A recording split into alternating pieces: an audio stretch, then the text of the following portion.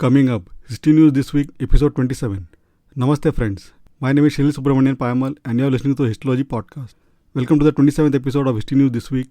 Please note that History News This Week will be online every Sunday at 9:30 pm Indian Standard Time, that is 4 pm GMT. This week I have 8 interesting pieces of news items from the world of history and archaeology, followed by 6 wonderful articles. Let's start. First, inside 2500-year-old tomb of Egyptian elite 14 meters underground with walls covered in mysterious ancient spells. A 2500-year-old Egyptian tomb containing reams of ancient spells has been unearthed in the Abusir necropolis, according to archaeologists. The tomb belonged to a royal scribe and a high official at the time. The recent discovery was carried out by experts from the Czech Institute of Egyptology of Faculty of Arts at Charles University. Second, letters from 7 Years' War opened 250 years later. Letters confiscated by Britain's Royal Navy before they reached French sailors during the 7 Years' War have been opened for the first time. Written in 1757-58, they were sent by loved ones for crew on board a French warship but never reached them. The 7 Years' War was a battle mainly between Britain and France about the control of North America and India.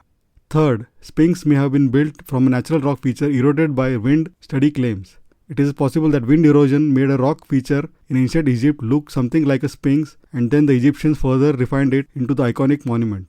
Fourth, soar over ancient Rome's temples, brothels and baths in epic new 3D reconstruction.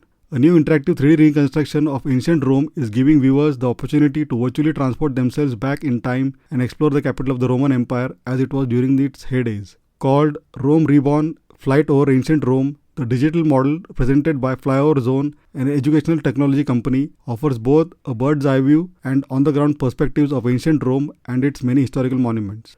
Fifth, headless skeletons in China represent the largest known headhunting massacre from Neolithic Asia.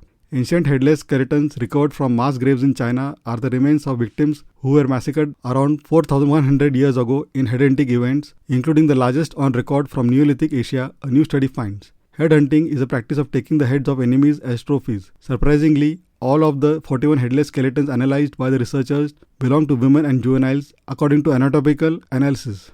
Sixth, Denisovan DNA may increase risk of depression, schizophrenia, studies suggest. Gene variants inherited from one of our closest extinct relatives, the Denisovans, may make carriers more likely to develop neuropsychiatric disorders such as depression and schizophrenia, a new study suggests.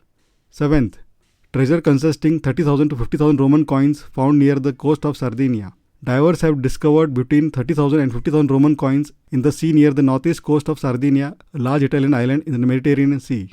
The coins date from the early 4th century AD and are mainly a bronze follis type made in Roman tradition. The term follis in Latin refers to a bag typically crafted from leather and historically suggests that in ancient times the term was employed to describe a sealed pouch holding a quantity of currency.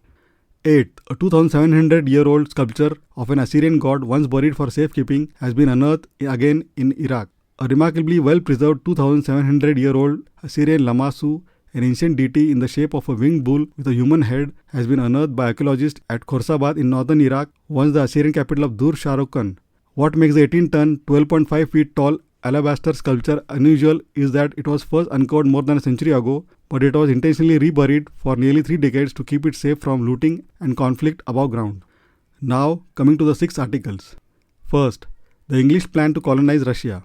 When England's research for a northwest passage via sea failed, an audacious plan to forge a land route was hatched by the Muscovy Company.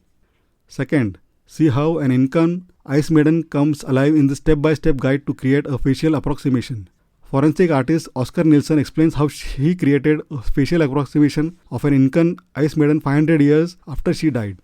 Third, 40 amazing facial reconstructions from Stone Age shamans to King Tut. People from the past have left behind a treasure trove of clues about their lives, from enormous monuments to fragments of personal items, as well as the bones of the people themselves. But the people who left these clues are often a mystery. Now, thanks to modern scientific techniques and technology, researchers can accurately reconstruct what those people actually looked like, helping to bring long-dead people from history back to life. This article takes a look at some of the best reconstructions.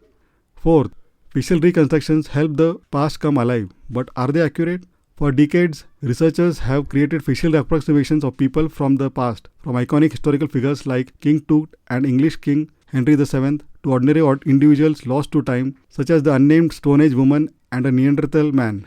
But how well do these approximations capture what the people looked like in life? And is there any way to measure the accuracy? Fifth, when did humans start waging wars? People have been killing each other since as long as there have been people.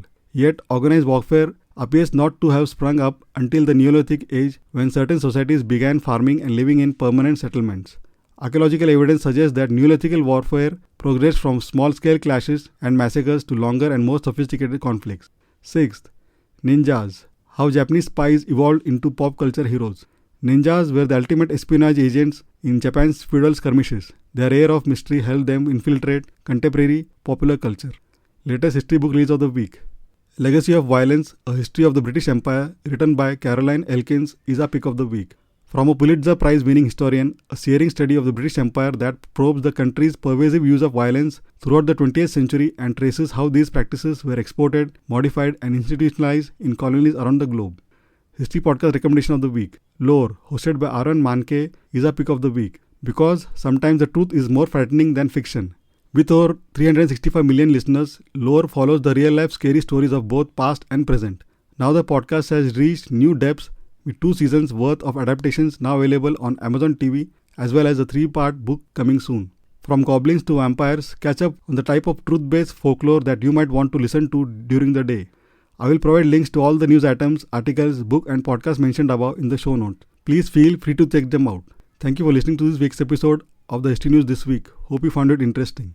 Please don't forget to subscribe to the Histology podcast on your favorite podcasting app and check histology.com for book reviews and interesting tidbits from the pages of history. Looking forward to hearing from you. Have a great day and take care. Bye.